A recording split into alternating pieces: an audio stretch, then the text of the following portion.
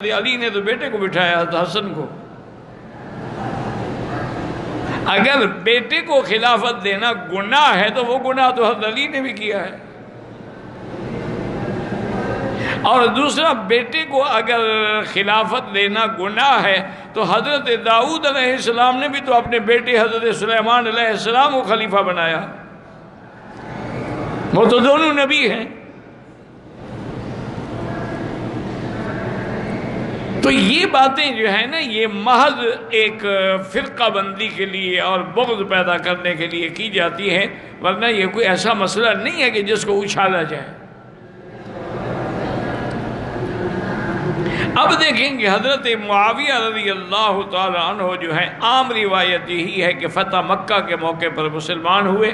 آپ کے والد کا نام صخر ہے اور کنیت ابو سفیان ہے، اور 5ویں پشت میں وہ حضور کے خاندان سے ملتے ہیں۔ مشہور روایات یہی ہیں کہ دونوں باپ بیٹا فتح مکہ کے موقع پر مسلمان ہوئے، لیکن حافظ ابن عساکر نے اور ابن تیمیہ رحمۃ اللہ علیہ نے تحقیق کی، انہوں نے کہا کہ نہیں، وہ فتح مکہ سے پہلے اسلام لا چکا تھا حضرت معاویہ رضی اللہ تعالی عنہ وارضاہ۔ اور اس سے بڑی بات کیا ہو سکتی ہے کہ حضور پاک نے اس کے ایمان اور اسلام لانے کے بعد اس کے لیے دعا کی اور اس کو کاتب الوحی بنایا، وہ وحی کی کتابت کرنے والا ہے۔ ایک روایت میں ہے کہ جبریل علیہ السلام آئے، انہوں نے کہا کہ یا محمد صلی اللہ علیہ وسلم، آپ میری طرف سے معاویہ پہ سلام کہیں، اور معاویہ جو ہے امین علی الوحی، وہ اللہ کی وحی پہ امانت دیانت والا ہے اور صحیح کتابت کر رہا ہے۔ اور جس کے لیے حضور نے دعا کی کہ اللہم اجعلہ ہادیا، اس کو ہدایت مہدیا وہدی بھی، اس کے ذریعے اوروں کو بھی ہدایت عطا فرما۔ اللہم علمہ الکتاب وقہ العذاب، یا اللہ اس کو قرآن کا علم عطا فرما اور عذاب سے نجات عطا فرما۔ اور ایک جگہ دعا فرمائی کہ اللہم علمہ الکتاب ومکنہ فی البلاد، اللہ اس کو علم قرآن نصیب فرما اور دنیا میں حکومت و اقتدار بھی نصیب فرما۔ یعنی آپ دیکھیں کہ ایک دفعہ حضور ام حرام کے گھر میں لیٹے ہوئے تھے، آپ نیند سے بیدار ہوئے تو مسکرا رہے تھے۔ ام حرام نے پوچھا تو آپ نے فرمایا کہ میں نے خواب دیکھا ہے کہ میری امت کے کچھ لوگ ہیں، یرکبون علی ثبج البحر، وہ دریاؤں پہ چڑھ کے کشتیوں پہ بیٹھ کے جنگ کر رہے ہیں، قد اوجبوا، ان کے لیے جنت واجب ہو گئی۔ اور ایک روایت میں ہے کہ آپ نے فرمایا اللہ نے ان کو اصحاب بدر کا درجہ دیا ہے۔ بی بی ام حرام نے بھی دعا کی کہ حضور دعا فرمائے اللہ مجھے بھی ان میں شامل کر دے، فرمایا انت منہم، تم بھی ان میں شامل ہوگی۔ تو سب سے پہلے بحری بیڑے بنانے والا حضرت معاویہ ہے۔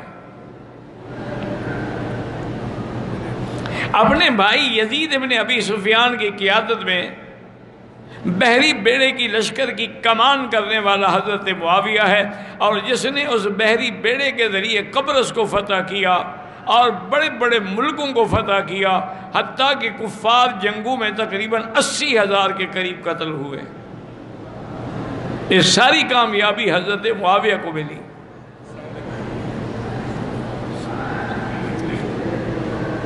حضرت معاویہ رضی اللہ تعالی عنہ یعنی ان لوگوں میں ہیں کہ جن کی جنت کے بارے میں حضور نے فرما دیا، اور حضرت معاویہ کو حضرت صدیق نے بھی گورنر رکھا، اور آپ کے بعد حضرت عمر نے بھی آپ کو دمشق شام جیسے بڑے صوبے کا گورنر رکھا۔ حالانکہ حضرت عمر 3 سال سے زیادہ گورنر نہیں رہنے دیتے تھے، یہ واحد امیر معاویہ ہیں جو تقریباً 19 سال گورنر رہے۔ آپ ہمیشہ اور حضرت عثمان نے دعا کہ اردن، فلسطین اور باقی علاقہ جو تھا وہ بھی حضرت امیر معاویہ کی قیادت میں دے دیا۔ اور حضرت معاویہ کے حق پہ ہونے کی بات یہ ہے کہ حضرت حسن نے ان کے ہاتھ پہ بیعت کی اور ان کو خلیفہ مانا۔ اگر نعوذ باللہ وہ خلافت کے حقدار نہیں تھے پھر تو حضرت حسن کی بھی غلطی ہے رضی اللہ تعالی عنہ وارضاہ۔ حضرت معاویہ رضی اللہ تعالی عنہ بڑے لحیم شہیم اور بڑے خوبصورت انسان تھے، اور بڑا آپ کے چلنے میں، کھڑے ہونے میں، بیٹھنے میں آپ کا بڑا وقار اور دبدبا تھا، لیکن بڑے حوصلے والے اور حلیم تھے۔ اتنے اقتدار کے باوجود بھی پھٹے ہوئے کپڑے پہن لیتے تھے۔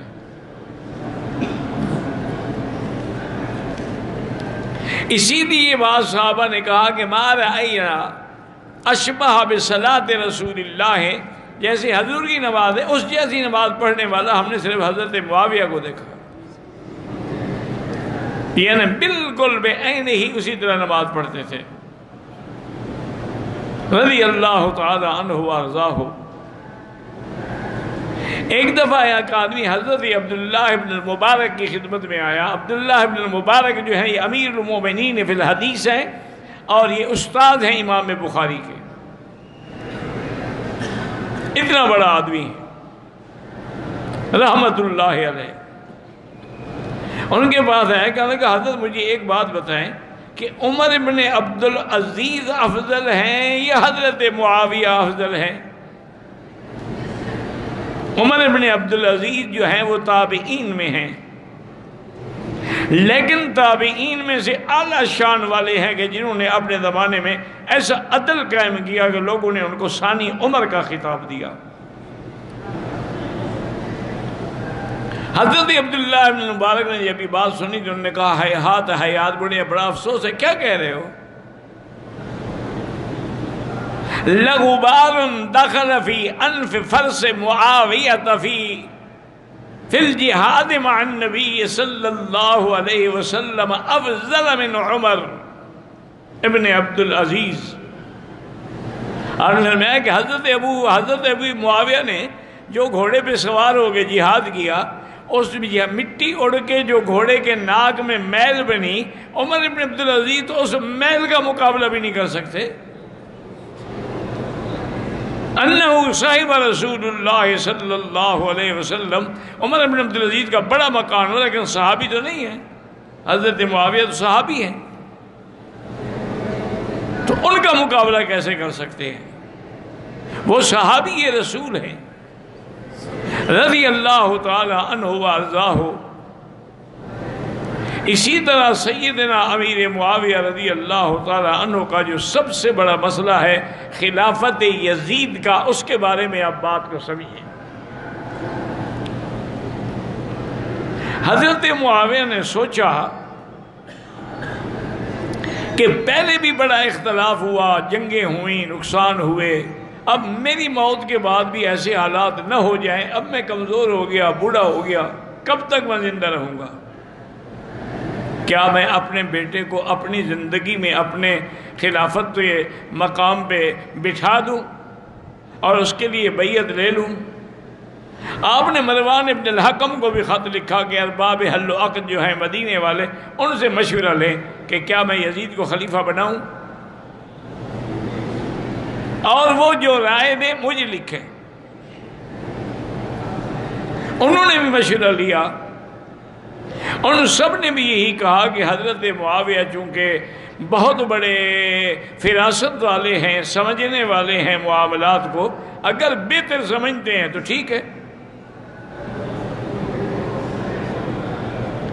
اور جب آپ نے یزید کے لیے بیعت مانگی اور فیصلہ کیا تو اللہ سے دعا کی کہ یا اللہ، اگر یہ میرا فیصلہ ٹھیک ہے اور یزید اس کا مستحق ہے تو اس کی مدد فرما، اور اگر یہ میرا فیصلہ غلط ہے اور یزید اس کا مستحق نہیں ہے تو اس کی خلافت کبھی کامیاب نہ ہو۔ اور جس وقت حضرت معاویہ نے یزید کو خلیفہ بنایا تو یزید کے ایسے حالات نہیں تھے کہ اس کو خلافت نہ ملتی ہے، تو بعد میں بدلا ہے جب اقتدار آیا اس کے ہاتھ میں، ورنہ وہ تو جہاد میں شریک رہا، جنگوں میں شریک رہا، بڑا دین پہ چلنے والا، پابندی کرنے والا۔ یہ الگ بات ہے کہ اقتدار آنے کے بعد اس کے دماغ میں تبدیلیاں آنی شروع ہو گئیں۔ یہ قاعدہ ہے کہ آدمی جب اقتدار آتا ہے یا دولت آتی ہے تو پھر ایسے حالات پیدا